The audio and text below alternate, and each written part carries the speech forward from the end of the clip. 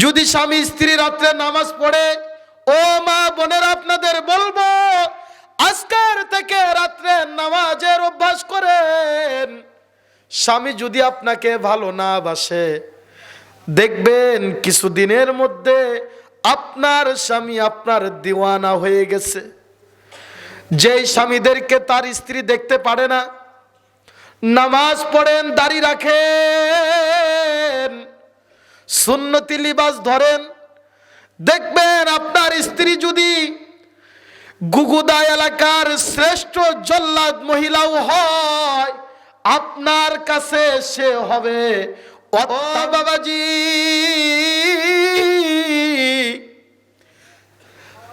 দিনের বেলায় তো আমরা জাহিরি নামাজ আদায় করি, ফজর থেকে ইশার পর্যন্ত নামাজ আদায় করলে মানুষে দেখে, কিন্তু তাহাজ্জুদের নামাজ এমনই নামাজ, যেই নামাজ পড়লে অনেক সময় ঘরের বউ দেখে না।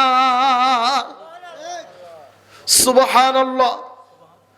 তাহলে আমরা কি চাই না আজ থেকে গোপনে গোপনে তাহাজ্জুদ পড়বো ইনশাআল্লাহ?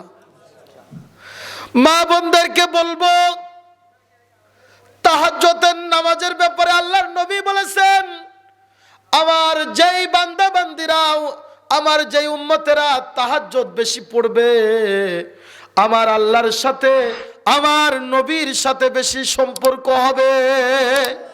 সুবহানাল্লাহ। শুধু তাই নয়, রাত্রবেলার নামাজে আরেকটা সুন্নাত আদায় করা যায়, জানেন বাবা? আল্লাহর নবী বলেছেন, ওই স্বামী স্ত্রী কতই না ভাগ্যবান,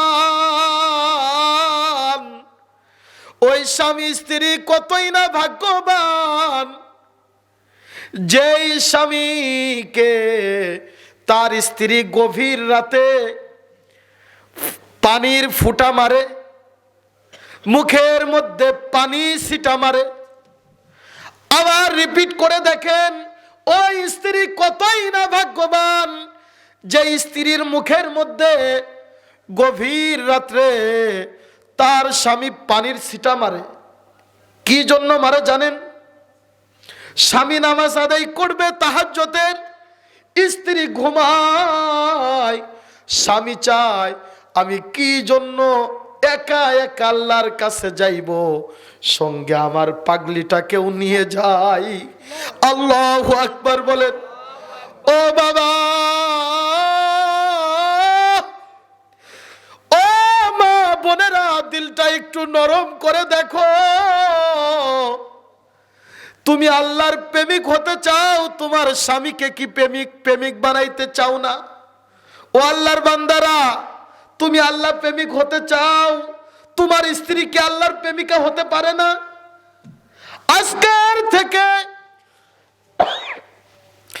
আজকের থেকে এই সুন্নতটা মানবো কিনা ইনশাআল্লাহ বলেন? ও বাবারা, ভয় পায়েন না, হাত তুলে বলেন ইনশাআল্লাহ। রাত্রে যদি 2 রাকাত নামাজ পড়েন, স্ত্রীকেও জাগায়া 2 রাকাত নামাজ পড়াইবেন, দেখবেন মহব্বত বাড়বে। যেই স্বামী রাতে নামাজ পড়ে, যেই স্ত্রী রাতে 2 রাকাত নামাজ পড়ে, জীবনে কোনোদিন ঝগড়া লাগবে না। সুবহানাল্লাহ বলে।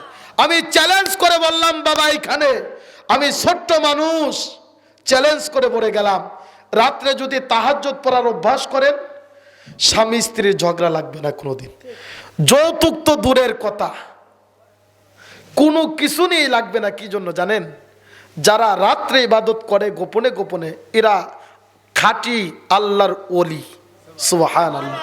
আর আল্লাহর ওলিদের তেজ এত বেশি থাকে না, যে অল্প কথাতেই রেগে বইয়ের মুখের উপরে ভাতের থালি ফিক্কা মারবে আর বলবে লবণ কম দিছস, আবার বলবে তোর তরকারি স্বাদ হয় নাই। আল্লাহর ওলির মুখ দিয়ে এই ভাষা বের হয় না, কারণ তরকারি স্বাদের মালিক কে? আল্লাহ তাআলা। আল্লাহর ওলি কি বলবে জানেন? যে পাগলি রান্না করছে, আমার আল্লাহও তো পাগলিকে ভালোবাসে, যেটা ভালো হয়েছে ওটাই তো খাচ্ছি। সুবহানাল্লাহ। যদি স্বামী স্ত্রী রাত্রে নামাজ পড়ে, ও মা বোনেরা আপনাদের বলবো, নামাজের অভ্যাস করেন। স্বামী যদি আপনাকে ভালো না বাসে, দেখবেন কিছুদিনের মধ্যে আপনার স্বামী আপনার দিওয়ানা হয়ে গেছে। যেই স্বামীদেরকে তার স্ত্রী দেখতে পারে না, নামাজ পড়েন, দাড়ি রাখেন, সুন্নতি লিবাস ধরেন, দেখবেন আপনার স্ত্রী যদি গুগুদা এলাকার শ্রেষ্ঠ জল্লাদ মহিলাও হয়, আপনার কাছে সে হবে অত্যন্ত নমনী গুণগ্রহী মহিলা হবে। এর জন্য আপনাদেরকে একটা টিপস দিয়ে যাই, মনে রাখবেন, আল্লাহর নবী, বিশ্ব নবী, শ্রেষ্ঠ নবী, আখিরি নবী, সমস্ত নবীদেরও নবী মুহাম্মাদুর রাসূলুল্লাহ সাল্লাল্লাহু আলাইহি ওয়াসাল্লাম, তিনার মতো এত বড় মাপের মহান ব্যক্তি আম্মা জান আয়েশা সিদ্দিকা রাদিয়াল্লাহু তাআলা আনহা গোশতের যেই হাড্ডি খেয়ে ফালাই দিতেন, আল্লাহর নবী ওই হাড্ডি চেটে চেটে আবার কামড়াইতেন। সুবহানাল্লাহ বলবেন না? মোহাব্বত কি এমনি আসে? আমরা আমাদের স্বামী স্ত্রীরা যেই গ্লাসে পানি খায়, আমরা বলি যে পিছেট একটা পানি খাইছে, এই গ্লাস ধুয়ে আনো, মোহাব্বতই নাই। অথচ স্বামী স্ত্রী একই ঠোঁট একই জবান দ্বারা একই পাত্রে খানা খাইতে পারে, এর দ্বারা মোহাব্বত বৃদ্ধি হয়। সুবহানাল্লাহ। মোহাব্বত কি এমনিতেই বাড়ে? যত সুন্নতের দিকে যাইবেন, যত এশকে নবীর দিকে যাইবেন, যত এশকে ইলাহির দিকে যাইবেন, আপনার জীবন ততটাই সুন্দর হবে। অশান্তি হবে না বাবা, কোনোদিনও না। ঘর বাড়িতে ঝগড়া লাগবে না, বাপ বেটাতে ঝগড়া লাগবে না, সোনার সংসার হবে। সম্পদে সোনার সংসার হয় না। কোটি টাকার মালিক, বউয়ের সঙ্গে সম্পর্ক খারাপ, ছেলের সঙ্গে সম্পর্ক খারাপ, আর ভ্যান চলায় স্বামী, তার বউ নাস্তা নিয়ে গুগুদা বাজারে দাঁড়া থাকে যে আমার স্বামী এইখান দিয়ে খ্যাপ মারে যাইবে, সকালবেলার থেকে কষ্ট করছে, নাস্তাটা নিয়ে দাঁড়ায় আছে। মোহাব্বত কিসের কয় দেখেন। কোটি টাকার মালিক, বউ যখন যেটা মনে চাচ্ছে রান্না করে আগেই কি করতেছে, চুলার পার থেকে খানা শুরু করে দিচ্ছে। স্বামী কখন আসে, খাবে কি না খাবে চিন্তা নেই। পথের ফকির স্ত্রী শাক ভর্তা রান্না করছে, কি করছে বলেন? শাক ভাতে দিছে, ভর্তাও করছে, জিব্বাতে দেয় নাই যে আমার আদরের প্রিয়তমা স্বামী ঘরে আসবে, ভাগাভাগি করে খাবো। সুবহানাল্লাহ বলেন। এটাকেই বলা হয় মোহাব্বত, এটাকেই সোনার সংসার বলা হয়।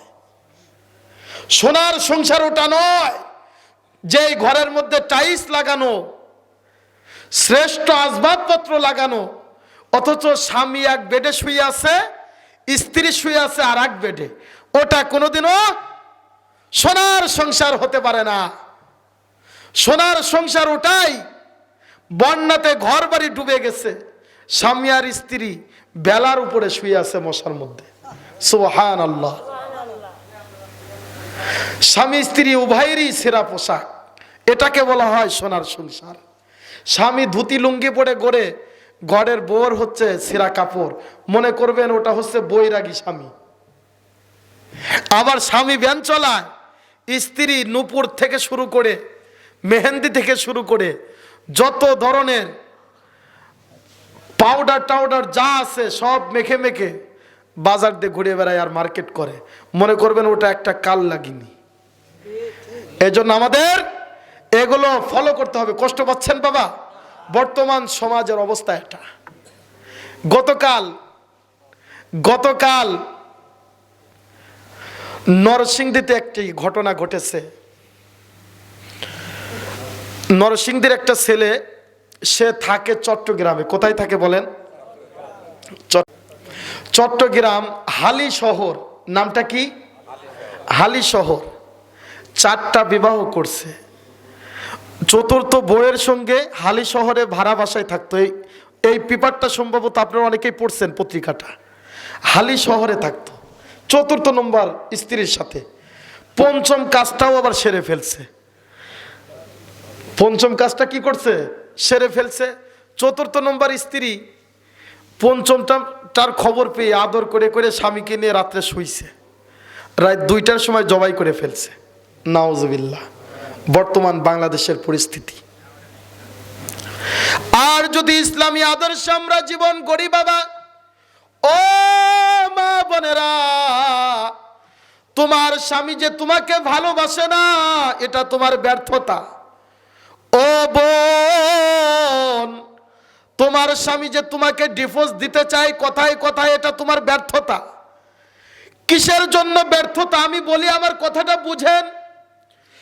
স্ত্রী নিজের সৌন্দর্য বিলীন করে পর পুরুষের সামনে, আর স্বামী হতভাগা সারাদিন কষ্ট করে যখন সন্ধ্যাবেলায় বাড়িতে আসে, স্ত্রী তার দিকে তাকায়াও দেখে না।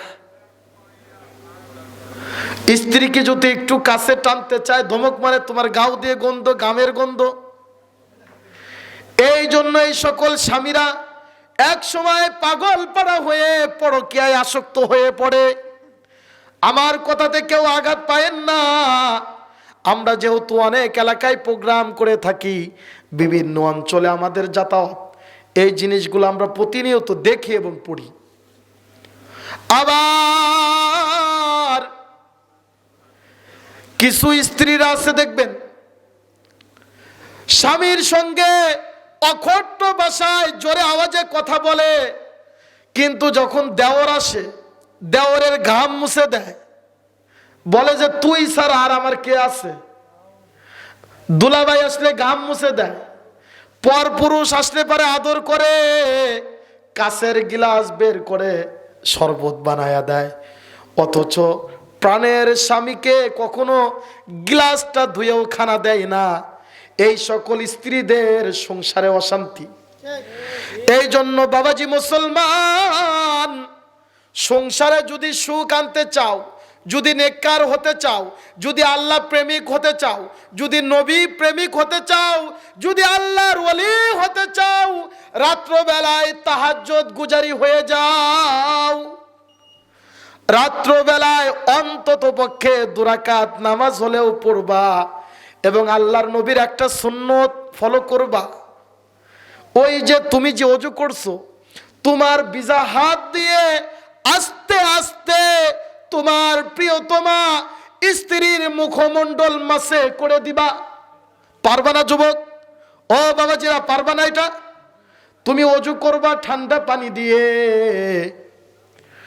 ঠান্ডা পানি দিয়ে ওযু করে তোমার গামছা দিয়ে হাত মুখ মোছার দরকার নেই, ভিজা হাতটা দিয়ে তোমার প্রিয়তমা স্ত্রীর দিকে নেক নিয়তে তাকাইয়া দোয়া করবা, রব্বি হাবিলি মিনাস সালিহিন। পড়েন, রব্বি হাবিলি মিনাস সালিহিন, ইয়া আল্লাহ আমাকে নেক সন্তান দান করুন। সুবহানাল্লাহ। আরেকটা দোয়া পড়বেন, রব্বানা হাবলানা মিন আজওয়াজিনা ওয়া যুররিয়াতিনা কুররাতা আয়ুনিন ওয়াজআলনা লিল মুত্তাকিনা ইমামা। আল্লাহু আকবার। কোন মুসলমান যদি গভীর রাত্রে তাহাজ্জুদের নিয়ত করে ওঠে, এটা সূরাতুল ফুরকানের আয়াত। কোন সূরার আয়াত বলেন বাবা? সূরাতুল ফুরকান। রহমানের বান্দাদের এটা গুণ, তারা রাত্রে উঠবে, তাহাজ্জুদ পড়বে, নিয়ত করবে, ভিজা হাত দিয়ে তার স্ত্রীকে একটু মাসে করবে, আদর করবে, দোয়া করবে, আয় আল্লাহ আমার স্ত্রীকে নেককার হিসাবে কবুল করো। আল্লাহ। ও বাবাজি মুসলমান, কোন স্বামী যদি চোখে পানি নিয়ে, তার হৃদয়ে যদি ব্যথা নিয়ে আল্লাহর দরবারে এই দোয়া করে, আমার স্ত্রীকে নেক বানাও, আমার যেই সন্তান দান করবা নেক সন্তান দাও, এবং তাকে যদি মাসে করে দেয়, তার স্ত্রী সেও নেককারিনী মহিলা হয়ে যাবে। এবং ঘুম থেকে উঠে দেখবেন তার স্ত্রী সেও তাহাজ্জুদে দাঁড়িয়ে গেছে। সুবহানাল্লাহ। যদি স্বামী স্ত্রী দাঁড়ায়, কোনো একটা সময় দেখবেন ছোট যেই বাচ্চাটা বাবা মায়ের আদরে রাত্রে ঘুম পারত, বাবা এবং মায়ের শরীরের কিন্তু একটা ওম বাচ্চারা টের পায়, পায় কিনা বলেন? যখন মা উঠে যায় সন্তানও উঠে যায়, বাবা উঠে যায় সন্তানও উঠে যায়। ছোট বাচ্চাকে মূলত সে তো ওঠে না, আমার বিশ্ব নবী হাবিবে কিবরিয়া নবী বলে ওই বাচ্চা তো ওঠে না, মূলত আমার আল্লাহ তাআলা কুদরতি হাত দ্বারা ওই বাচ্চাকে মহাব্বতে উঠাই দিয়ে বলে, বাবা তুই দেখ, সাক্ষী থাক, তুই সাক্ষী থাক, দেখ তোর মা নামাজ পড়তেছে, তোর বাবা নামাজ পড়তেছে, কিছুক্ষণ আগে তোর বাবা চোখ থেকে পানি ছেড়ে দিয়ে দোয়া করেছিল, রব্বি হাবিলি মিনাস সালিহিন, আমাকে নেক সন্তান দান করো, আমি কবুল করেছি তোর বাবার দোয়া। ও বান্দা তুই উঠে সাক্ষী থাক, সম্ভব হলে তুইও 2 রাকাত নামাজ পড়, তুইও সিজদা দে। তোর তো নামাজ ফরজ না, কিন্তু তোর সওয়াবগুলো তোর বাবা এবং মায়ের আমল নামায় ভাগাভাগি করে দেব। সুবহানাল্লাহ। বলেন তো দৃশ্যটা কেমন হবে বাবা? আপনি তাহাজ্জুদ পড়তেছেন, ও পর্দার অন্তরালের মা বোনেরা একবার ভেবে দেখো, তুমি তাহাজ্জুদ পড়তেছো, তোমার স্বামীও পড়তেছে, তোমার ছোট বাচ্চা দাঁড়াইতে পারে না, সেও ঝুলে ঝুলে ঘুমের ঝুলে ঝুলে সিজদা দেয় আর আল্লাহ আল্লাহ করে। এই জন্য আমি বলবো যে আমল এমনই একটি জিনিস যেটা সূরাতুল আসরের মধ্যে আমার আল্লাহ বলছেন, ওয়াল আসর, সময়ের কসম এবং আসরের রক্তের কসম, তোমরা সময়ের প্রতি যত্নবান হও। ইন্নাল ইনসানা লাফি খুসর, আল্লাহু আকবার বলেন। কি জন্য যত্নবান হবা? তোমরা ধ্বংসের দ্বার প্রান্তে দাঁড়িয়ে আছো, তোমরা যে অবস্থাতে দাঁড়িয়ে আছো ধ্বংস অনিবার্য। তবে তারা ধ্বংসর থেকে বাঁচতে পারবে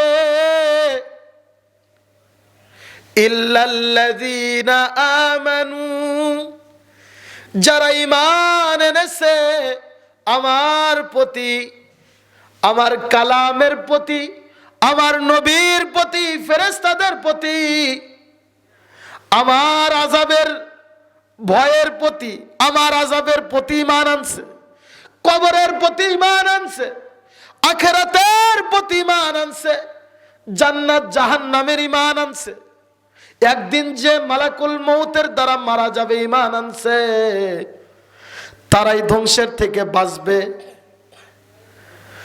এবং এই ঈমানটা যে এনেছো, এই ঈমানটা যদি ধরে রাখতে চাও, ওয়ামিলুস সালিহাত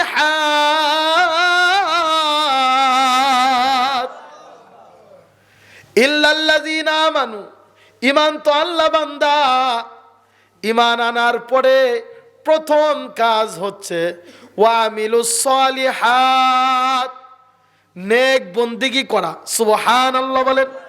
নেক আমল করা, নেক আমল করা, নেককারদেরকে ভালোবাসা, নেককারদের সাথে থাকা, নেক আমলকে মহব্বত করা, ঘৃণাকে গুনাহকে ঘৃণা করে